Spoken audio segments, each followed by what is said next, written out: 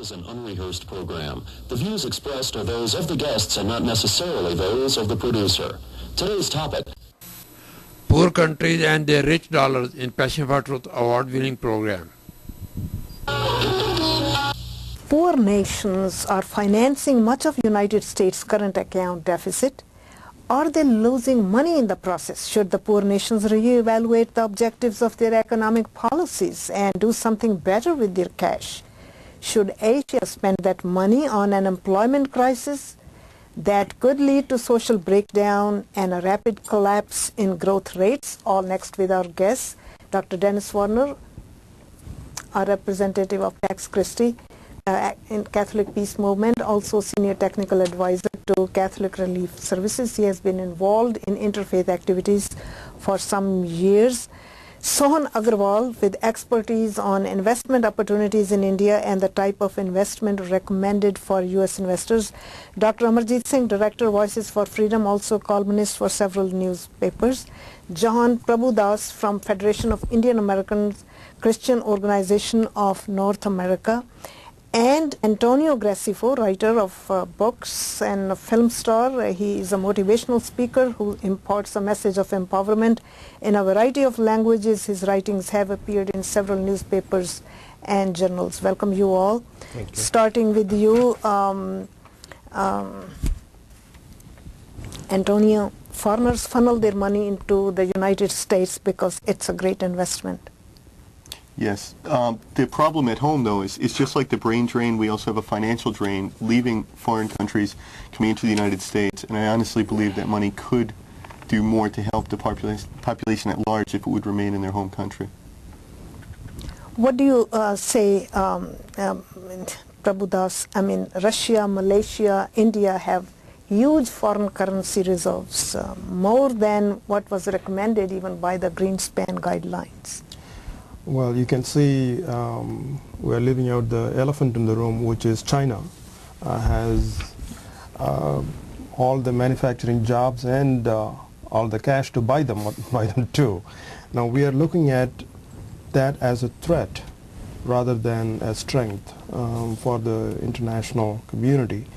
I would say that, and also looking at our own economic policy, we have the bonds being bought up by other countries, which is again strengthening our economy.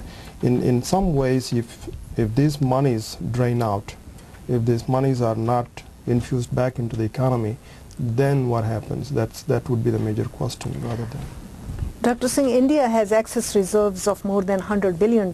If it invested them better, it could expect a much better return of its $800 billion gross domestic product. Would you say that it could spend that money on healthcare, creation of more jobs, curb terrorism in the country? I think firstly this foreign exchange reserve is a temporary phenomenon. We shouldn't forget that in 1990, while Chandrasekhar was the Prime Minister of India, India was designated as the worst debtor after Brazil and Mexico, and that was the time when they had to fly some of their gold to London to get the things okayed for future. And that was the reason in 1991 when Narasimha Rao took over as the Prime Minister, Manmohan Singh was inducted as the Finance Minister of India at the bidding of World Bank at that time. So I think, yes, long term, if such reserves they stay, they should be invested, but at this stage, even to show, and that is not just for that they are sending money here, that they are buying bonds or something, that is like encouraging direct investment in the country. And the investors, they need to be assured that yes, the country is in safe hands, here are the foreign exchange reserves. See, but many years have gone by without new financial disasters. No, I think until 1996, India was not in a position as it is now. Now the growth rate is like 8% or something. But the way unemployment is rising and others, the reports are in the next 3-4 years, the growth rate will come down to 2%, 3%. So I think to make investors secure, it's important for them to show that we have over $100 billion foreign exchange reserve in this country. But there are cheaper forms of insurance rather than accumulating reserves for the poor countries. Dennis? Well, some kind of reserves are needed. But how much, that's a question. I think there's a myth that has arisen over holding large quantities of foreign exchange. It's a protection. It's the insurance against the swings of international vicissitudes. But I think a country can do far better by developing its own productive capacity and be in many ways more self-sufficient. India is basically self-sufficient in food. Right now is the first year they've had to import food in some years, and this is the result of the Green Revolution. I think the anomaly here is China. They have huge foreign reserves, and their productive capacity is growing every year by 10%. So they don't need all those foreign reserves. At the same time, China has even more poor people than India. Why don't they deal with those people? What are they expecting to do with the hundreds or trillions of dollars they have in their reserves? But the premise is why these reserves are, whether it's an insurance against calamities, misfortunes, or it is for something else. Now, to my mind, the reserves are needed for building up the credibility so that the nation can get more products out of it. Like, look, if you have got a house, then only you will get loan. If the country has got his reserves, then only IBM or other companies would come to your country. So whether the nation utilizes that funds, how does it, they may not borrow at all. They may just say, well, they can't use it. How do they borrow it? They have to go to the World Bank, they have to put up the proposals, they have to then get the consortium built up. Otherwise not, it may take time. But if you don't have reserves, then nobody's going to give you the money. But Mr. Agarwal, do you think the developing nations, the poor nations, have been carried away with the excess reserves? Because right now, we did not have any financial crisis for the past many years. The old memories are fading. Why are we not using that money more productively? But just as I said, that it is not for financial crisis or other stuff. It is for building up your credibility so that you could borrow loan.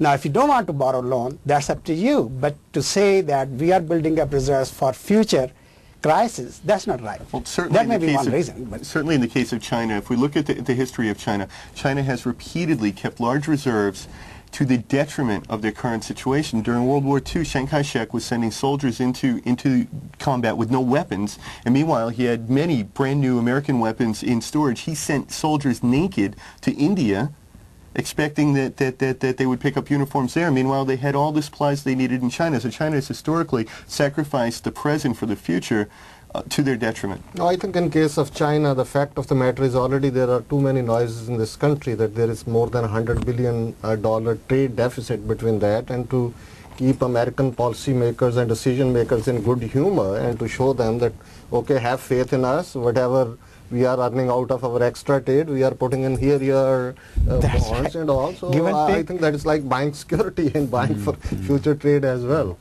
But Antonio, is a strong economic growth, do you think it will solve the region's problems? Only if the money is put back into, for example, education and in creating acceptable local jobs. Because I've seen in all through Indochina where I operate, as well as in China, that one of two situations: either the education is not available to the average person, or even if they have the education, there is no job for them to do that's on the level of that education. I think I agree with him, because if you look at South India, especially Tamil Nadu and Andhra Pradesh, in the recent years, the focus that was given to the education of the children is paying off 20 years later.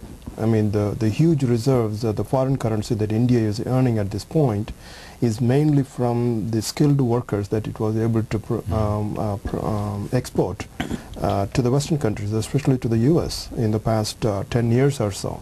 Without that kind of investment in the infrastructure, I mean, we talk about, also in India, we talk about India developing in such and such rate, which is good. It's a very good news. And there was a campaign a few years ago about India shining, and that is also very good to hear. But we are looking at, when we go to the country and you land in the airport, and there you don't see the results of that development. The infrastructure is seriously lacking. And those kind of